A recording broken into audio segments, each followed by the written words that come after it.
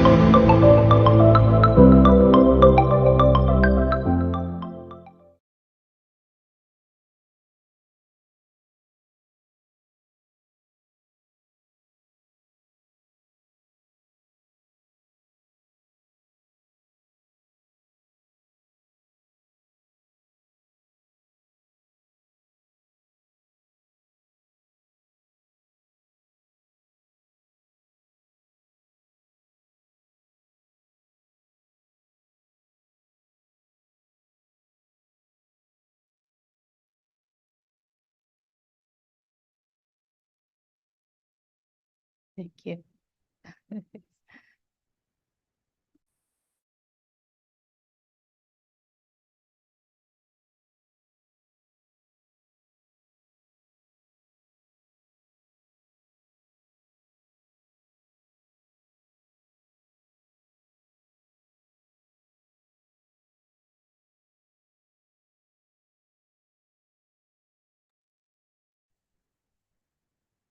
Hello and welcome, everyone. Good evening. We're going to go ahead and get started. Thank you so much for attending tonight. This is the first webinar of 2024. My name is Adia Lancaster, and I am sitting in for Kayleigh Moffitt, who usually moderates these wonderful programs, but she is currently traveling. So I hope I can do this program justice this evening. I'm very excited to bring to you this amazing topic, which is very telling and just perfect for the time that we're in. It is titled Self-Expansion, What It Takes to Achieve Your Dreams. And just to share with you a little bit about Women's Federation for World Peace, if you're not already familiar with who we are a 501c3 nonprofit that was founded over 30 years ago by Reverend Sung Myung Moon and his wife, Dr. Hak Jahan Moon. And the vision and mission of Women's Federation for World Peace is really to bring the true value and true essence of women into peace building and leadership in this world. We really believe, well, coming from our loving founder, Mother Moon, we really believe that women are the key when it comes to bringing harmony and reconciliation and peace in our communities, within our own families as well, and of course into the world. And this program that we bring you every month is actually an initiative of Global Women's Peace Network, which is a project of Women's Federation for World Peace.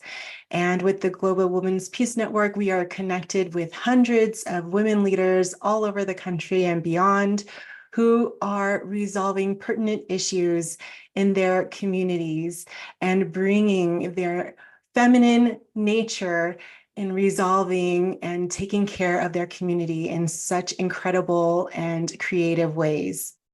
And so with this program tonight, we have 3 distinguished speakers who will share their insights and experiences pertaining to this topic. But I first want to really ground this topic in Mother Moon's peace philosophy. And there are 3 points that I would like to share with you. Okay, the first point is embracing adversity for spiritual growth. You know, Mother Moon emphasizes that experiencing only joy would hinder the ability to understand and connect with others on a deeper level. By enduring personal challenges and bitter moments, she underscores the transformative power of spiritual struggle as a precious blessing. Now, I know you've all heard that phrase, right? No pain, no gain. And those could not be truer.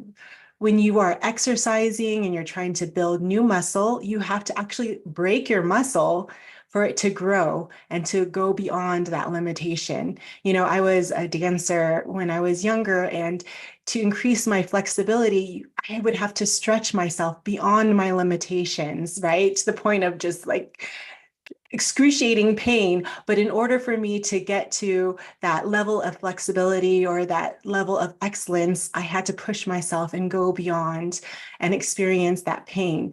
And it's like a double-sided coin, right? We cannot experience and truly appreciate the love and the beauty and the joy without experiencing the opposite of that, the struggle and the pain that we had to go through. And then looking back, we can see the work of God through that whole time, right? In retrospect, we can see the grace of God working through all of that. So she also mentions that, you know, through these tests, one can really feel the grace of God, ultimately leading to a rebirth as a true human being. And I also want to share this quote that comes from her memoir. It's called Mother of Peace. And it says, "If I had experienced only joyful things, I never would have been able to look into people's deepest, innermost hearts. I never would have known the joys of the kingdom of heaven. I passed through the bottom of hell and experienced every kind of bitterness in life. God wanted me to train myself. What I needed was untiring faith, strong will, and perseverance. That is how I reached this point today. No matter who you are, you will not experience only sweetness and joy on the path to the kingdom of heaven. Going through spiritual struggle is, in fact, a most precious blessing. Through it, you can feel the grace of God. Only when you pass those tests can you be born anew as a true human being. The fruit of perseverance will grow and ripen within you, and one day will become the source of your deepest pride." Beautiful. The second point of Mother Moon's philosophy is the power of prayer, devotion, and generosity when it comes to spiritual growth. Mother Moon's journey highlights the significance of prayer, silent perseverance, and a generous heart in overcoming hardships. Her unwavering faith not only strengthened her own resolve, but also encouraged those around her. absolute obedience and reverence for God became sources of hope for others. The expression of sacrificial love, even in silent acts, contributed to a deepening of devotional life within the community. And I think as women, I think we can all really relate. It really touches my heart, this whole notion of silent perseverance, silent acts. There's so much that happens in the silence and the power of that. I really just love those phrases. Those stood out to me. And the quote that goes with this is, knowing well my mission, I overcame those hardships through prayer. My silent perseverance and constant prayer actually deepened the members' devotional life. I always strove to maintain a generous heart, and my unwavering faith as a young person encouraged those around me. The greater my absolute obedience to and reverence for God, the more hope everyone felt. Sometimes my elders would hold my hand and whisper into my ear, "Thank you so much for the grace you have shown us through your sacrificial love."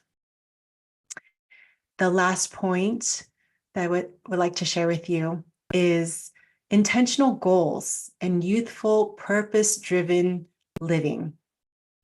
Mother Moon advocates for the importance of strong will and clearly defined objectives in pursuing your dreams. She emphasizes the importance of setting exciting goals, partnering with the right individuals, and dedicating oneself to purpose-driven living. She says in her memoir, each new generation endures heartache. Sometimes young people compare themselves to others and lament their status. That is so true, right? In every single generation that happens, and even more so, it's amplified with social media today. A desire to give up may pop in their heads, and rather than looking within, they may feel like blaming others or the world that they live in. The more difficult our situation, however, the more we have to remember our original dream. Especially in our younger years, we face countless temptations, endless concerns, and unbounded desires. The only way to manage these is to have a strong will, and this means having clearly defined objectives. The years of our youth are the best time to dedicate ourselves to exciting goals that make our hearts beat faster. Since our youth is brief, it is important to do this without delay. We don't want to be left in regret. We need to set good goals and know who to partner with to achieve them. If we do not live vigorously and create our own path, we will end up sinking into despair and envy. Youth by Samuel Ullman is one of my favorite poems. I like the passage, "Youth is not a time of life, it is a state of mind." Hallelujah, we know that to be true. With a purpose-driven heart, anyone, regardless of age, can live a fresh life with youthful passion. Oh, let us just have all of that sink into our bones while I introduce our first distinguished speaker of this evening. It is Elizabeth Liu, who is the founder and CEO of Nile Sisters Development Initiative, a California nonprofit 501c3 charitable organization registered in 2002, whose mission is to provide education, counseling, referral services, and support to help refugee women and their families to overcome barriers to integration and economic self-reliance in San Diego County. Elizabeth has a Bachelor of Science degree in public health. She pursued postgraduate studies in family science and nursing at the Omdurman Alia University in Sudan. After relocating to the US, she completed her prenatal and child health care training at the County of San Diego Maternal, Child, and Family Health Services. Elizabeth became a health educator and community liaison for La Maestra Community Health Centers. Her responsibilities include assisting resettling refugees to access to access healthcare services and resources, as well as organizing community workshops designed to address refugee health and social needs. As the Nile Sisters Development Initiative CEO, Elizabeth Liu has sought and received funding for a growing menu of healthcare and employment skill development programs that have helped thousands of San Diego's resettling refugees to assimilate, gain marketable employment skills, and become self-reliant members of the local economy. Please welcome to the virtual stage, Elizabeth Liu.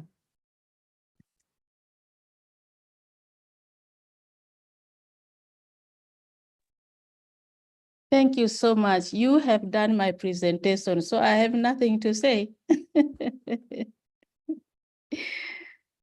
Thank you for the warm welcome and introduction. I truly appreciate it. I'm going to share a little bit of my experience. It's a long story to tell, but I'm going to be very brief. I don't know how many minutes I have. About myself, I am born in Sudan, now known as South Sudan. We had a civil war in our country, and my parents took refuge with me to Uganda, in northern Uganda. That's where I started my primary education. That lasted about 7 years, and the peace agreement was signed between the rebel and the government. And so government decided to say, hey, you, my people who went to exile, come back home. And my parents returned to Sudan. I went to school in Sudan, but this time I started learning new language, the Arabic. English is written from left to right, but Arabic is from right to left. So where I started my education in Uganda, it was opposite. And I had to learn the native language and dialects of Uganda, Swahili, Acholi, Teso, and others. You know, in school, when you go to school, you have all these children you learn from. So back in South Sudan, I completed my education. I established a home, family. But 10 years later, the Addis Ababa Agreement was signed, another war erupted. So my family and I had to relocate from Juba, South Sudan, to Khartoum, this time to the capital city of Sudan. And 8 years in Sudan, there was no sign of peace coming to the country that we can go back to our state or region where we came from. And life in Khartoum was very tough for people like us. Khartoum is predominantly Arabs and Muslim. So it was difficult for us because our status, when you are a learned person and in a war situation, you become a focus that you may be taking information to outside community, international bodies. So we sought for a way of exiting the country completely. We exited, went to Nairobi, Kenya, and we were in Kenya for 3 years with my family, my husband, and my 5 children.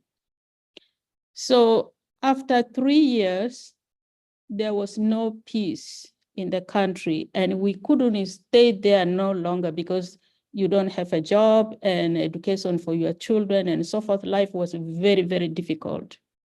So we went to United Nations, High Commissioner for Refugees, and filed for refugee status, and then we were approved to come to United States.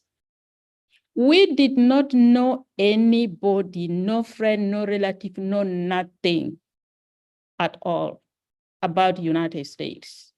So all what we know about the United States is the geography we learned in high school.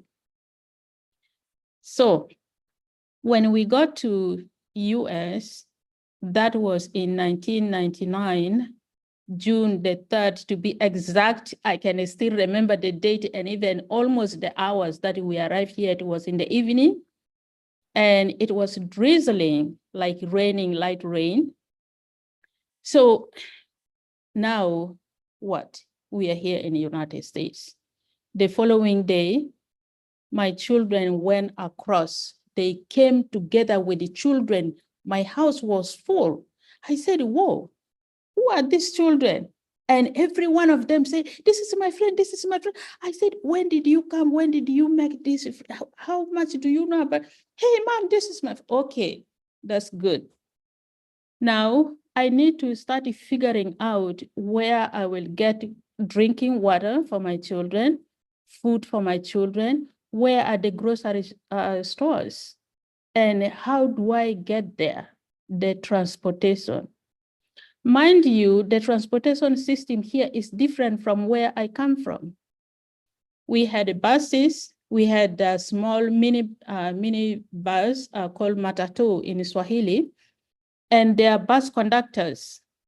Bus conductors, people who collect money from passengers, they give you your changes, they sit you or whatever support.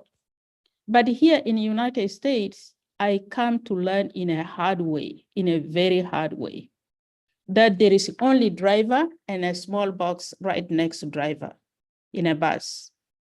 Unfortunately, this box doesn't talk to nobody. You have to figure it out. That was a challenge. I figured out everything from locating grocery stores, using public transport, learning how to drive on freeway and drive well, keep the speed of freeway and know where you are exiting and so forth. All this was a challenge.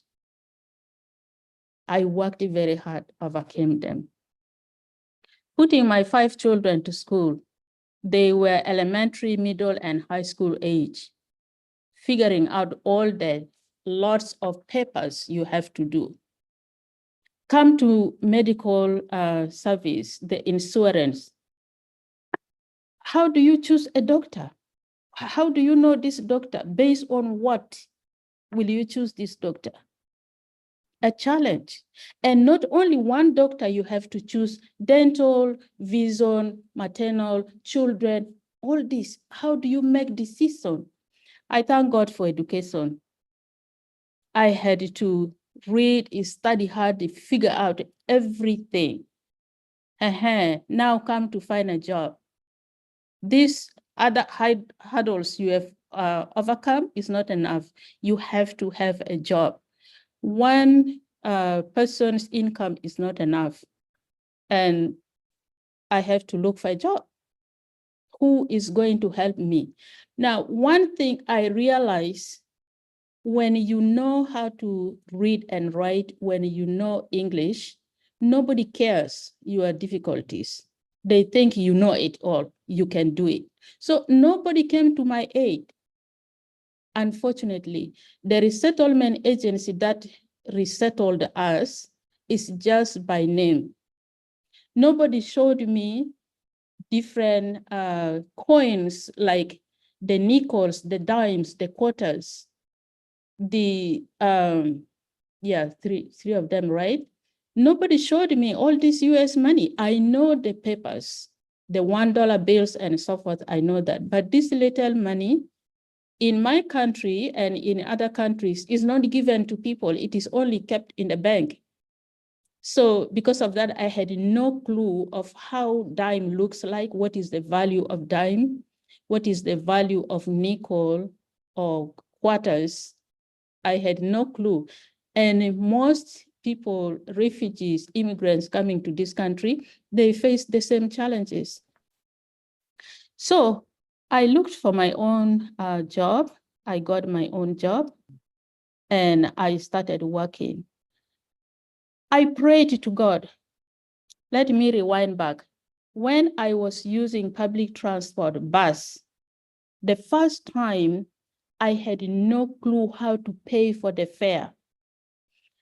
A disabled man, a handicapped man, saw my struggle. I stood in the bus, is stranded, bus doesn't want to leave because I did not pay. I did not pay because I was waiting for somebody to come and ask me for a fare. Nobody gave me this lecture. And so after a few seconds, everybody in the bus was looking at me. And this man felt that I surely did not know I am a stranger. So he took his own bus token, a small paper like this, and he gave me that paper. Driver seeing the exchange between me and him, he knew that that was a token. Then he pressed the button, tick, and then the bus started going. I kept that paper, that tiny paper, I kept in my hands until I arrived home. I was flipping, looking over and over, what could this be? And I took time to read and discover that this was a fare. I knelt down and I prayed for this man. I said, God, I thank you for this man. He is handicapped, but I thank you so much the way you used him. And that was the beginning of Nile Sisters. I said, there are people who are in this world coming to this country. They do not know anything like me. I do not want to sit in my house and agonize for my pain. I was a refugee when I was a kid, and I'm a refugee again. And now finally I'm a refugee here. Whoa, no, I did not want to do that. I said, God, use me as you used Joseph. Joseph was in a foreign land in Egypt, but God used Joseph tremendously. And this was my ask from God. I said, please, Lord, I have nothing, but use me as you use Joseph. After I overcame everything, I said, this is the time now to start giving back to the community, to help those who are coming after me, to help mothers, to help women, to help children. And then I established the Nile Sisters as a support group. But the need grew so quickly. And I decided, you know what, I cannot do this door-to-door outreach and support, giving clothes here, soap here, diaper here, single-handed. I have to establish this with the government. And then I filed for 501c3, approved right away, glory be to God. I started in my garage with $0.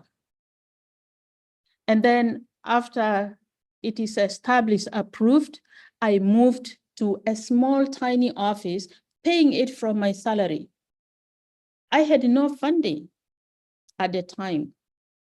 So that is how Nile Sisters was established. Thank you for reading the mission statement already. Now, next I can share with you quickly, what are the services? Okay, so I'm sorry. I want to, give enough time for all of the speakers. Is there something that you can share with us shortly? I want to be respectful of everybody's Sure. time too. Okay. Sure. Thank you so much. As I Okay. saw in the beginning, I don't know how many minutes I have, maybe 5 or 10. So quickly, we have 3 categories of services. We have emergency, advocacy, and employment services. And we have, through the employment services, we do training for people to become CNAs. And this school is approved by the state of California. It is open not only for refugees or immigrants, but to all low income or whoever wants to pursue a health career. So I stop here. If there is any question, I can answer it at a later time. And thank you so very much for this opportunity. I truly appreciate it. Thank you so much, Elizabeth, for sharing your incredible journey, your story of your life as a refugee. And, being American, we do have an individualistic type of culture. So it's very kind of self-centered. Nobody is thinking about others, right? And we don't have that vision of what other people's experiences of America are that are not from here. But We think that God is definitely working through you. We can see that through how fast He gave you your 501c3 through your organization and how many refugees you're helping. That is incredible. And we'll have some time at the end to have a little roundtable discussion. So thank you so much for sharing, Elizabeth. Thank All you. right, I'm going to bring up our next speaker of this evening, Annalisa Ustes. I hope I pronounced that correctly. If not, please correct me. Annalisa is a highly experienced clinician who brings a powerful combination of heart, wisdom, and education to her work. With more than 20 years of experience working in substance abuse and mental health settings, Annalisa is exceptionally talented at building rapport with diverse populations. Her education includes a bachelor's degree in psychology from Howard University, a master's degree in clinical psychology from Argosy University, and a master's degree in religion with a focus on worship studies from Liberty University. She is currently a PhD candidate in international psychology. Her passions include creating environments that foster self-discovery, promote self-compassion, and help to reconnect to one's authentic self and engage in the world from a core of empowered boldness and fierceness. Annalisa helps create journeys of reconciliation with self, others, and the world. Her life purpose has been to guide women inward to source their peace and radiate the joy of being alive. Please welcome to the stage, the virtual stage, Annalisa, to share about self-expansion and what it takes to achieve your dream. Thank you and good evening all. Wow, that's beautifully written. I am from Trinidad and Tobago. I'm off the screen, so let me switch this up. I was born in Trinidad and Tobago. Some time ago, I immigrated to the United States when I was in my 20s, while praying for Jesus to return so that I would not have to move to the United States of America. He obviously did not answer my prayer. As a young teenager, around 13, I was exposed to a class. They taught us something called peer support to build a self-esteem. And almost immediately, I had an affinity for that. And I asked God that I would want to, in my life, build self-esteem in other women. At the time, I did not know that my own would take a hit that would feel like it was buried 12 feet below ground. When that happened and I was crushed, I remembered from when my grandmother took me to church as a child. She said this thing, they taught this thing about God, that God did not lie, and that what he said was true yesterday, today, and forever. And so my young self at maybe 17, 18 grabbed hold of that. And so I went to the Bible and I said, God, you tell me who I am. Because I know when you tell me who I am, then it doesn't matter. And it doesn't matter what anybody else say. If it doesn't align with what God says, it's not relevant. And so in this journey for me, I came to understand myself as wanted by this God. I came to accept myself as loved by this God. As in Psalms, he talks about when your mother and your father forsake you, then I will pick you up. And I literally felt that God was holding me as this young teenager about to come into this country. And I was afraid of the United States of America. We likened it to, we thought about New York and all the crime in New York. And so nobody wanted to come to this country. And I was warm in the cocoon of my own family at the time. Came to the United States and was exposed to racism for the first time in my life. Exposed to condoms for the first time in my life as a 21-year-old, because one was tossed at me in a class on speech. And I think I really felt like I came to what the Bible described as Babylon back then. And so the adjusting to the culture Similar to you, Elizabeth, I grew up with people who greeted each other, good morning, how are you? And you stood and you had a conversation. It wasn't just a hi and how are you, just kept on walking. So that was very strange to me initially. And then I saw older people working, cleaning, sweeping streets. And I thought back to my own country where they sat in rocking chairs in porches. And so that was my culture shock in my first, month here in the United States of America. My grandmother had a dream for me when I was young, and she dreamt for me to be a doctor. And so that's why I came to this country. And she died when I was young, and I quite frankly loved her more than I did my own mother. And so that was heart-wrenching for me. I am grateful that she left this heritage of faith and holding on to God's, as she would say, unchanging hand to hold on regardless of what comes. And so even in this pursuit of education that I have done while in this country, that's why I said I came here to become educated, and I have been in this final process for 11 years. And today, finally, hallelujah, finally, defended my dissertation. And what has sustained me was in recognizing in undergrad, I saw that God had given the gift of understanding psychology to me. And that when I took psychology classes, I didn't even need to read the book. There was just an affinity for it. And so I said to him, because you have given me this gift, I want to honor you by taking it to the highest level in the land, which would be a PhD. I really wanted to do a PsyD because I never wanted to do research. Today I got my passing grade for my PhD, so I did some research. And so what has sustained me, Mother Moon talked about devotion and prayer. There's been times in these last 11 years for sure, my motivation changed, my willingness, what kept me was that when I made a promise to God and I know I needed to honor that, I could not honor that. And so I could not quit.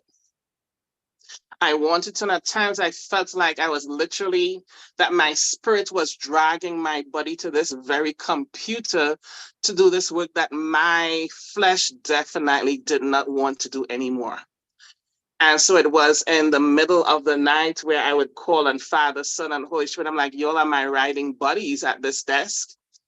And then he would send sisters and brothers along who I could call, who would pray with me, pray for me, to keep me encouraged along the process. And in the last year, I felt like I was engaged in some serious spiritual warfare. And that just drove me into the arms of God even the more. And for me, faith has been the anchor. That's the way it is. Faith has been my anchor. Faith has been my sustenance. Faith has been and continues to be what calls me to wake up every morning. And so in my work as a therapist, I've been working with women in recovery for several years now. And so I get to do the work I prayed about when I was a child. I build self-esteem in women today in my work. And so my goal is typically to foundationally, let me use that word, foundationally to teach them who they are truly. So when you know who you are, then nobody else gets to define you and to call you by something that you're not. And so the part that I affiliated with as a teenager was, there's this part that talks about a royal priesthood and a holy nation. That word royalty just called to me. And so I walked and I was like, you're touching royal blood, be careful. And so once I understood who God says Annalisa is, then there is this bearing that I have, this way that I speak, that I know that I'm an ambassador of his kingdom. So even whatever the struggles are, I know I have the victory because the King of glory is who stands behind me. I know when there's opposition, it's a fast because inside of me is everything I need to overcome whatever comes to me, whatever the storm, whatever the mountain. I use my words to command them to move out of my way because I have authority and dominion, because King of Kings, Lord of Lords has given me that. And so I walk in that daily. And that is my goal, is to teach that, imprint that to the people that I encounter. And finally, my byline for my life is that I refuse to be removed from peace. God taught me what peace was. I chased after it for a while, and then I became that peace. And now I'm the peace bringer wherever I go. If somebody is anxious at work, they come into my office and we breathe, and their anxiety shifts. They come in distressed, we breathe, we pray, and the atmosphere shifts. I'm the peace bringer. I live a life of peace because I see it as a swimming pool in which I just walk in and I just float on the grace of God. And I want everybody to have that experience, because then this internal peace, this inner peace, means that, again, regardless of the chaos around, I can walk in peace and live in peace independent of my external circumstances. Thank you again so much for the invite. Invite your questions when we have time for that too. Thank you so much, Annalisa, for You're welcome. sharing your experience and how you're rooted, and just knowing that who you belong to, right? And that just gives you the courage and the confidence to move and be a person of peace in your life. And I think that's so beautiful. All right. Our last distinguished speaker of the evening is Judy Moreo. She is founder of Women Entrepreneurs Association. And Judy has informed, inspired, challenged, motivated, and entertained audiences in 29 countries around the globe with her unique speaking style, and is one of less than 10% of the speakers in the world who has earned the prestigious Certified Speaking Professional designation from the National Speakers Association. As an international business leader and entrepreneur, Judy Moreo knows firsthand what it takes to be successful, especially considering the political, social, and cultural differences she has experienced. Judy was the first female executive in one of South Africa's most prestigious corporations, leading the way to global re-entry at the time of the abolition of the apartheid. Today, she is recognized as one of Las Vegas's most respected businesswomen. She built a virtual empire from an initial investment of $2,000 and has been the recipient of many awards, including the Nevada Business Person of the Year from the U.S. Business Advisory Council, Woman of Achievement Entrepreneur from the Las Vegas Chamber of Commerce, the Outstanding Achievement and Public Service Award from the American Women in Radio and Television, a Her Story Award from the Women's Federation for World Peace, and this year was named in the Business Hall of Fame. Please welcome to the virtual stage, Miss Judy Moreo, to share her insights about how to expand yourself in this day and age. Please welcome me. Thank you so much. I really appreciate that. I was asked to speak on self-expansion and what it takes to achieve your dreams. Well, we all have dreams, don't we?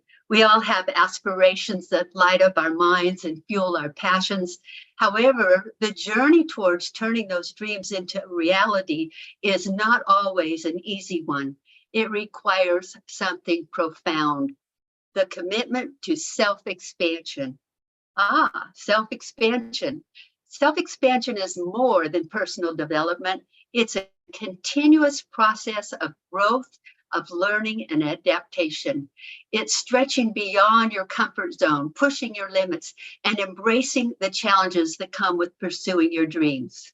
It requires a deep understanding of yourself, knowing your strengths, your weaknesses, your values, and passions. And it's the foundation, those things, the strengths, weaknesses, values, and passions, those are your foundation for self-expansion. This self-awareness lets you set meaningful and authentic goals, like Mother Moon said, meaningful and authentic goals that resonate with your core being. It's the compass that guides you on your journey. Now, I'll never forget the day that the doctor walked in and said to me, "Yes, it's cancer. And you probably have about 3 months, so you might want to go home and put your things in order and get ready." Well, that was 14 years ago. And at the time that he told me I had about 3 months, I was a little confused because God hadn't told me I only had 3 months. God didn't put an expiration date on my forehead or anything. And I said, no, I don't think that's true. And so I did a series of research. I went to 24 different clinics. I saw about 28 doctors. I talked to everyone, and the 28th one said, "Let's see if we can get you well." Now, that's the first person that said, "Let's see if we can get you well." Up until then, they said, "Let's talk about your treatment." Well, I didn't want treatment. I wanted to be well. So when the doctor said to me, "Let's see if we can get you well," I said, "This is the man for me. I'm going to stay here with this guy." And so he looked at me, gave me a book to read called Crocodile Tears. And it was a children's book about dealing with death. And it was about a crocodile that cried these big tears. And he said to me, "You sit down in there and I'm going to put a drip on you." And it was a drip of vitamins and minerals and trace elements. And he said, "You read this book and we're going to figure out how to get you well." Well, I drove from Las Vegas, Nevada to Cedar City, Utah, which is a 3.5-hour drive, 3 times a week for 7.5 months, sat on that vitamin and mineral and trace element drip during that time, read all the books he gave me, prayed the whole time I was driving up and the whole time I was driving back that my life would get better, that I would live long enough to have a little bit of a happy life. Up until then, it hadn't seemed to be too happy. And I thought I'd like to make things better. I'd like to have a more complete life. And so one of the other things I figured out that it takes to achieve your dreams is you've got to have courage. The path to your dreams is seldom straight. It's filled with twists and turns and unexpected obstacles. And it takes courage to stand up and face uncertainties, to face adversity. And for me to say, I'm not having radiation, I am not having chemo, I am not doing traditional medicine, I am doing what this naturopathic doctor said to me. And it was scary. And a lot of my friends who had been through chemo and radiation and had very difficult times, they were yelling at me and telling me how stupid I was and that I was going to die because, you have to do what traditional medicine is. And I said, no, every time I asked God if I was to do radiation and chemo, he said, no, no, no. I felt him say, no, no, no. So I did what I believed he wanted me to do. 7.5 months later, my oncologist said to me, "What have you been doing?" And I said, "Why?" And he said, "Your cancer's gone." And I said, "My cancer is gone? It's not in remission?" He said, "No, it's gone. The blood tests show us that it's no longer in your blood and that you're healthy and happy. Thank you, ma'am. Thank you." And, it was scary because it's about embracing discomfort. It's about going against what everybody else believes. It's about seeing challenges not as roadblocks, but as an opportunity for growth. And these are the things it takes in self-expansion. Another thing it takes is persistence. Achieving your dreams is not an overnight thing. It's a marathon. It's not a sprint. You're going to have setbacks and failures and moments when you question whether it's all even worth it. And it's during these times that you're going to pick yourself up and dust off the setbacks and keep moving forward. So you've got to be persistent. You've got to just get in there and do it. And it takes self-discipline. I mean, he put me on a diet that I couldn't believe. I could have no red meat. I could have no milk. I could have no products that had flour. I could have no packaged foods. It was just amazing what all I couldn't have. When he got through with the list, I was like, "Is there anything left to eat?" And he's like, "Vegetables. You're going to eat a lot of vegetables. Eat the Mediterranean way and you'll be fine." I changed my diet. I'm still on that Mediterranean diet all these years later, and I'm still healthy. However, there are other obstacles that come up. Last year was undoubtedly the worst year of my life. Last year, I had 2 knee replacements. I had a hip replacement. I lost my partner. My cat of 23 years died. My water heater exploded. My business got robbed, and they stole all of our equipment. I mean, it was just this horrible, horrible year. And it was like every time something happened, I would think, well, you got to be persistent, and you got to be self-disciplined, and you got to keep going. And I couldn't walk. Both of my knees had been operated on. And the doctor is saying, you've got to ride that bicycle. You've got to get up and walk. And I'd ride the bicycle every day. And I'm not a person who likes to exercise. And so there I was trying to say self-discipline is it. I know that discipline is the key to achieving your dreams. So ride the bicycle, right?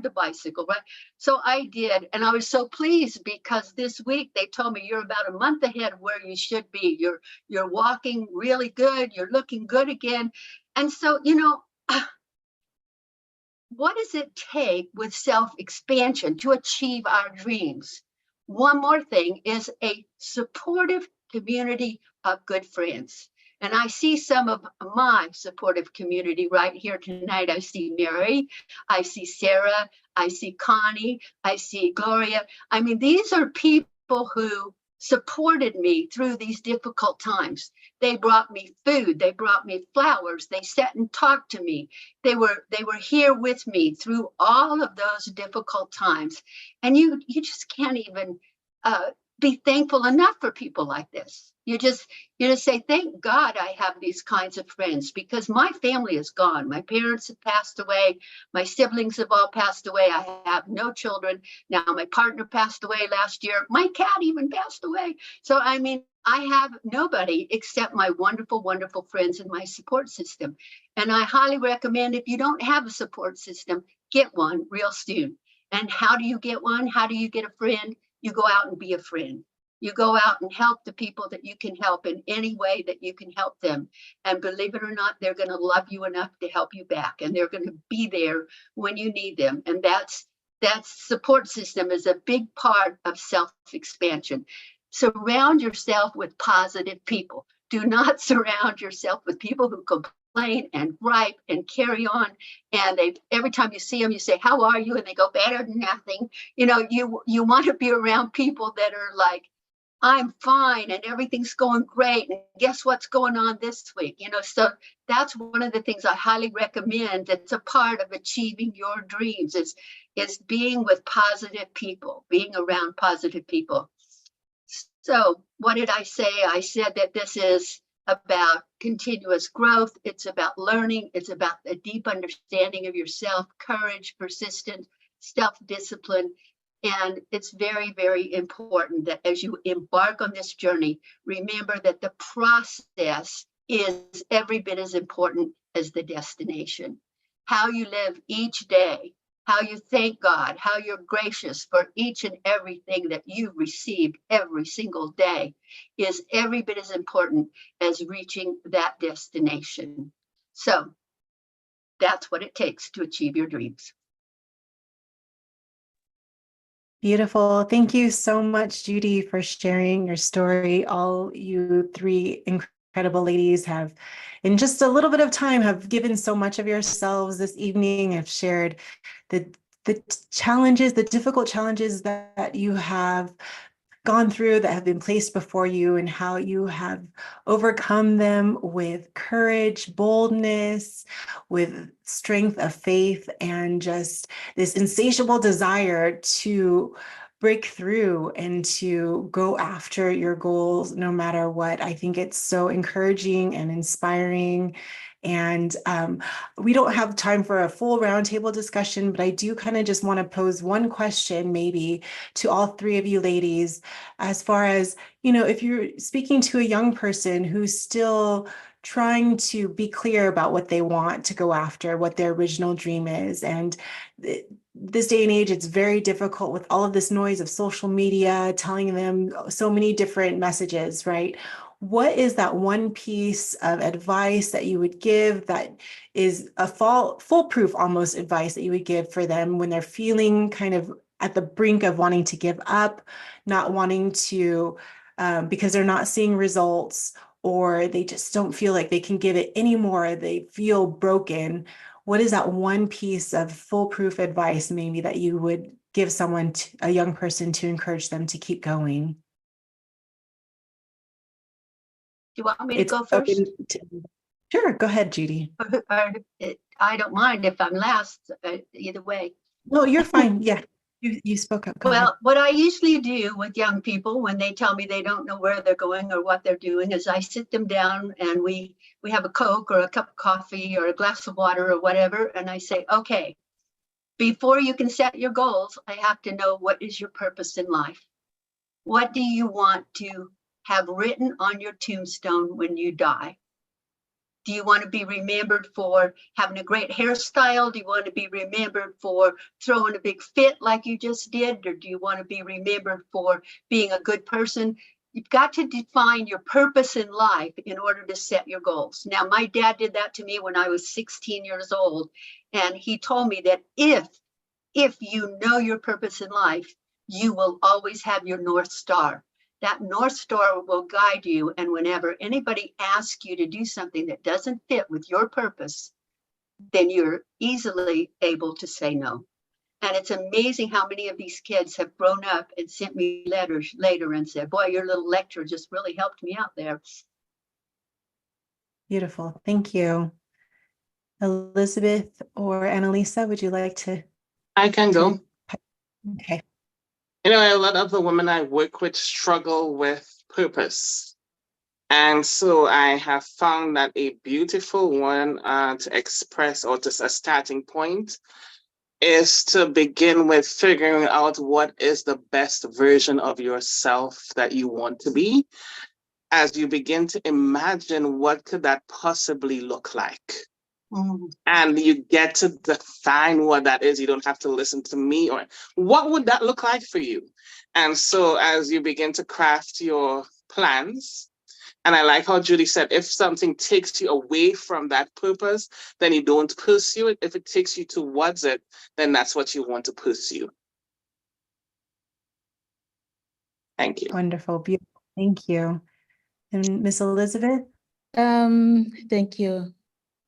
One thing I really love and appreciate God for so much is God has given me the talent of ministering to people one-on-one. I love it. So when I come across a teenager or a young person who says like, I don't know what to do, I'm down, I'm this and that, I will take time to sit down with this individual and ask him or her, what is the most thing that you really enjoy, you like? And if that thing is taken away, you will not be happy. For me, my inner part is, if I see somebody is struggling, I have to help that person. Even if I don't have nothing, I'll take what I have, I give to that person. That's me. So I'll find out from this person, what do they like to do in life? Do they want to be doctor, engineer, mechanic, what? And then we talk about it. And that can shape them, that can bring them out from whatever situation they're in and focus on that one thing that makes them happy. Thank you. Beautiful. Thank you so much, ladies. I hope everyone really enjoyed and took away some jewels that were shared this evening. It went by really quick. And just before we leave here this evening, I have a few announcements I'd like to share. There are some upcoming events. For February, we are having another Her Story Award on February 10th. So look out for an invitation for that. And the next GWPN webinar is on February 22nd. And the topic is Religion and Spirituality. What is the destination? That should be a very interesting one, a very powerful one. And I'm sure I'd love to attend that one. Also, if you are not yet a member of Women's Federation for World Peace, what are you waiting for? If you enjoy webinars like this, educational programs like this, connecting with just these beautiful, artistic women leaders in this community, please become a member. You can look for the membership link in the chat, or you can go to wfwp.us/membership. To become a member, there are different tiers. We make it really easy for you. Make sure you click on to become a recurring member so that it's just ongoing. You don't have to think about it. We have some really great programs that we want to continue sharing with you and just bringing to you, and building and expanding this network of incredible women. They're just not women. I feel like this is a sisterhood. We can really, just be inspired and grow and bring back what we're taking from these educational webinars and implement something different in our community. So I think it's just all around win-win situation. Again, I thank you so much, ladies, Elizabeth, Annalisa, and Judy, for just sharing your wisdom and your experience, your life stories with us this evening. I thank all of you for taking the time to come and be present and to receive these wonderful jewels. And we hope to see you next month on February 22nd for the next webinar. All right, have a good evening, everyone. Goodbye. Thank you. Thank you. Thank you. Bye-bye. Goodbye. Thank you. Bye.